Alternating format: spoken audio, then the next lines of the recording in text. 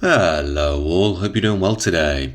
One of the key themes on this channel is that of elections not really being able to solve anything for Britain or really any Western nation properly understood.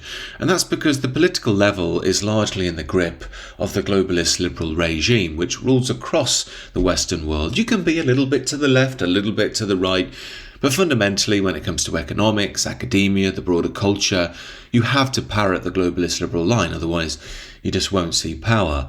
Now, it's been evident to many of us that this power has really ruled the Western world for a number of decades now. But I think we can also see in recent years, it started to feel as if that system is crumbling. We're seeing shards of light start to break through as a deeper, more fundamental energy rears its head. Of course, the globalist liberal system will just describe that away as hate, but it's a lot deeper, more powerful than that. Now, I think the reason why we're starting to see the liberal system start to fall away a touch is because it forgot its own roots, if it ever truly had roots in the first place.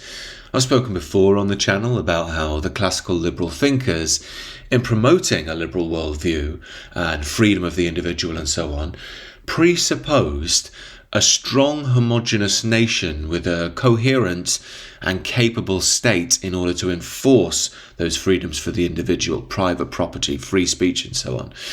It also presupposed a religious tradition, namely Christianity in the West, that offered a moral and social order for social and individual functioning, i.e. that equals a high trust society, that also provided a vital counterweight to state power. Now, looking back, we can see that the great cry for the freedom of the individual amongst the liberal thinkers led to a razor-sharp critique of every single traditional hierarchy, every form of social order, which of course metastasized into the equalitarianism of today. The implicit individualism of liberalism also penetrated the metaphysical, philosophy being moved away from the higher locus of being, or God in religious language as the core of human experience, to a focus on the immediate experience of the individual and his material, social and political concerns. In time, this metastasized into a total denial of the spiritual and religious and bred the rule of scientism that we have today, a world in which there is only matter. Of course there is, you fools!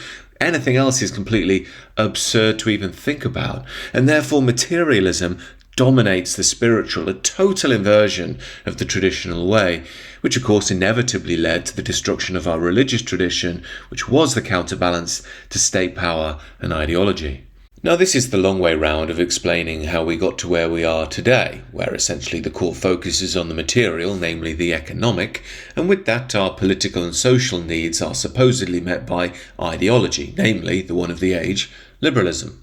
However, the problem with this is that ideology cannot cover the true breadth of the human being. It only works on the mental level and discounts the heart, the soul, spirit. Western man has forgotten that these things even matter. In fact, he thinks it's noble to deny these things, to jump from ideology to ideology. Eventually, you'll get the utopia right. All this really is jumping from idea to idea on the mental level, whereas the heart and the soul of Western man groan and scream for recognition, but all we can say is, what's that strange noise? Whatever it is, I'm sure it can be drowned out with booze, women, Love Island and Premier League football. Yet more and more today, these old forces just keep peeking through things such as hierarchy, spirit, kin, ethnicity, difference between the genders. The liberal system describes these things as returning, quote, to the Dark Ages. And in a sense they're right, but it's not quite the own they think it is, as pointing the finger at the stupid, ugly, knuckle-dragging bigot, atavistically bringing back all of the toxicity of old. What these things truly are the coordinates of a people and a culture properly understood as a tradition. Culture is a degenerated form of tradition, after all. And the problem we have in the modern West is we've invited so many groups here, each with their own cultural traditions, coordinates and spiritual lineages. It's just not going to add up and make sense and create a harmonious situation for us all. I mean, the problem here isn't just that these things are impossible to put together. In fact, it's a betrayal of people's cultures and traditions to try and force them all together. The problem is we don't even know that this is a problem.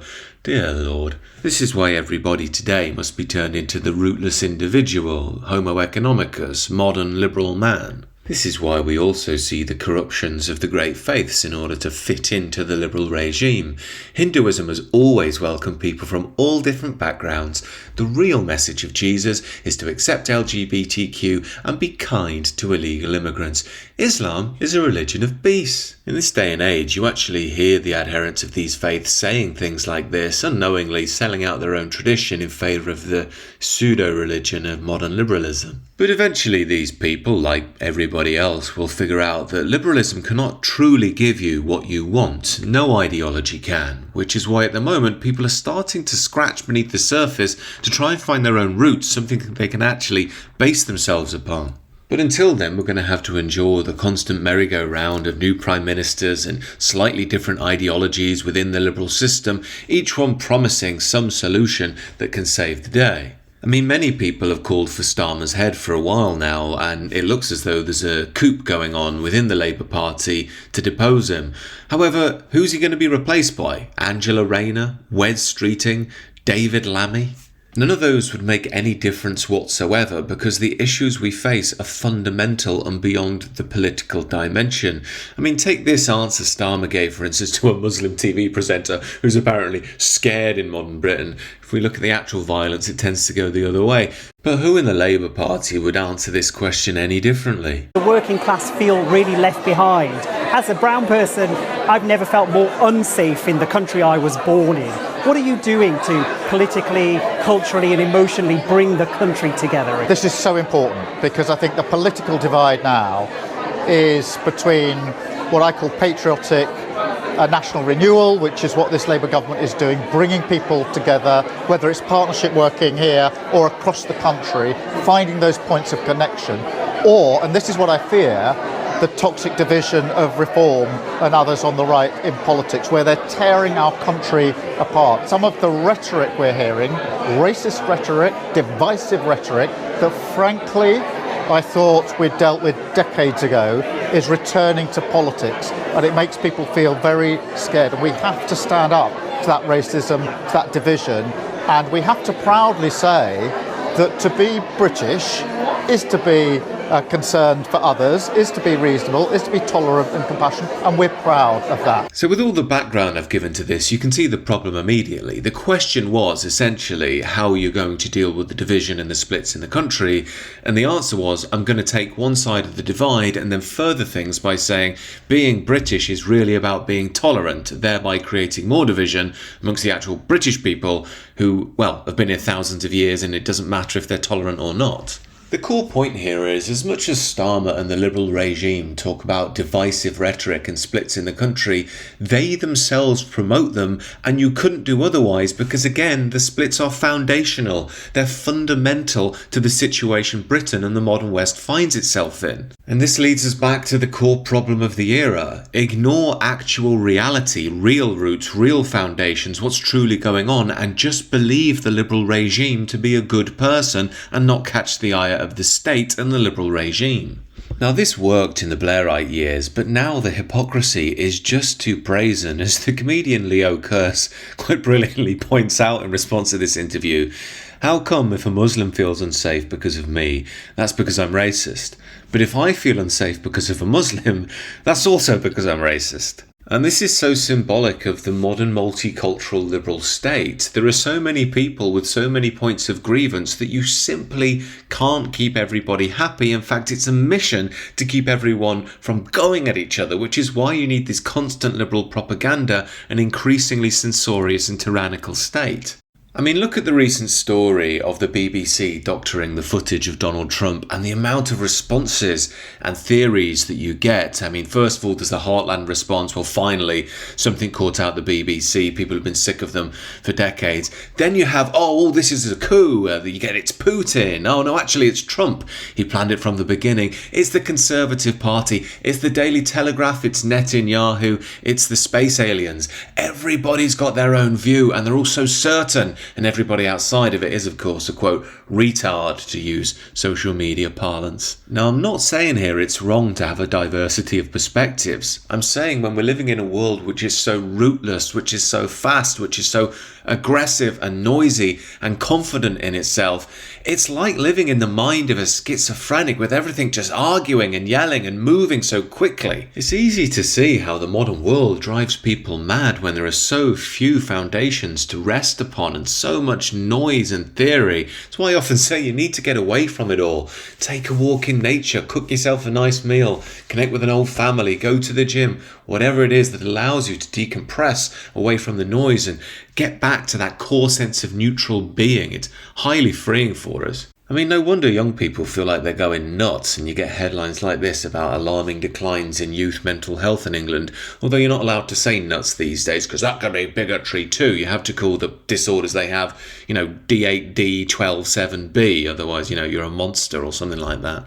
I mean, I'm sure it's a serious problem and all, but when you hear about things like ADHD and apparently all young people have got it now, you think, have they really got some spectre of a disorder which came in overnight? Or is it they're just living in this world without roots, that's at war with stillness, which is at war with tradition and constantly makes relentless noise where everything comes at you at 90 miles an hour all of the time?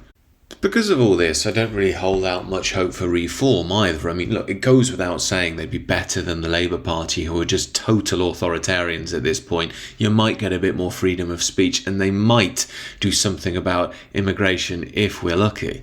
What we're more likely to see with the Farage-led government is what this fella points out, how people are overlooking how libertine a Farage-led Britain would be. Smoking ban repealed, plain packaging gone, pub hours extended, crackdown on unhealthy food ended, gambling restrictions eased, hate speech laws eased and HR curbed. It will be a looser culture. I think that's quite an insightful analysis actually, because Farage by instinct is a libertarian Thatcherite, and as I've said many times, libertarianism is all well and good when you have the right backstops to ensure people have the correct discipline and grounding to be able to bear liberty. But the problem is the new generations just don't have that. This is why I think Farage is in la-la land when he thinks reawakening the Thatcherite dream is going to change anything fundamental about the nation. Some on the left will tell you, the economy is failing because capitalism is failing. No, we're not living in capitalism. We're living in an age of global corporatism. We're living in an age where the big businesses virtually control and own the political arena. Capitalism is what these people do. Free enterprise is what these people do. These people take risks. Now, Farage is correct about vested interests in the global capitalist system. There's no doubt about that. But he's lying when he says he can do anything about it. I mean, what can he do other than loosen regulations? He's not going to go and take on the big financiers in New York or the big banks, and he couldn't even if he wanted to. The reality is that Farage is just the right wing of the liberal system anyway. He's a live and let live libertarian who can't do and won't do anything to fix the fundamental errors in the foundation of the Western cultural tradition.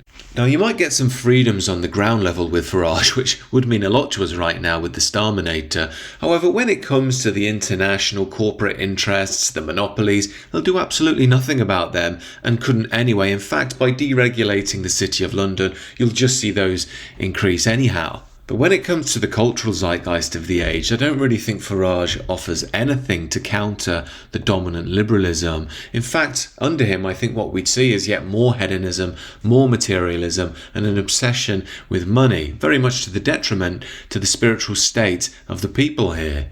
The only response you'd get from the libertarians like Farage is, well, it's your responsibility to look after yourself, so shut up. Of course, this is totally symbolic of the distant father archetype we have in Western culture. We don't have a God the Father anymore who's aware of the deep spiritual challenges, the dark forces of life, and how the people of a given tradition and nation need to be guarded and protected so they can grow into great men themselves. That's how you create strong, wise men who can lead a civilization forward and free us from the bounds of the state. But all we have now is a set of competing powers, each trying to feast on the soul of Western man, and he doesn't know where to turn anymore because he doesn't know his own roots. But as I so often say, as things start to fall apart, that's what reveals the roots, and more importantly, reveals what those roots were for, what vitality ran through them and how it led to the tree of our civilization. We have to learn these lessons again, and personally I don't believe that's such an intellectual process. It's more a process of turning back to what you are and your essence. That recognition is the famous spiritual motif of recognizing the new era at the heart of the collapse of the present age. And I do believe if the Western culture and so on, is to stand any real chance in the future, it has to go through a sort of death and rebirth, and that will involve going right back to the heart of the spirit and everything therein. Of course, this is why I speak a lot about spiritual and personal transformation on the sister channel. You can also join the Substack if you'd like to involve yourself in these conversations in the exclusive area and so on. And do consider subscribing to this channel if you're new.